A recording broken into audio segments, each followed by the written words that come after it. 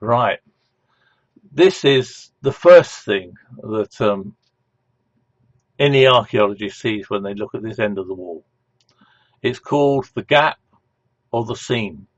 You can understand why it's called the gap, because there's a gap there. That simple.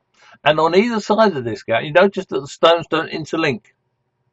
To make, when you're building a wall, you interlink the stones so that it's one whole wall and they strengthen each other. But here, for some reason, the stones don't interlink. That tells us that on the right hand side we have an early wall, and then someone has come along and extended that wall on the left hand side. So just think, the right hand side here is north, the left hand side is south. The stones on the left hand side are typically Herodian stones. That means that they're the sort of stones that Herod the Great's masons would create. So this part here on the left hand side, we know was part of the extension to the Temple Mount that Herod made.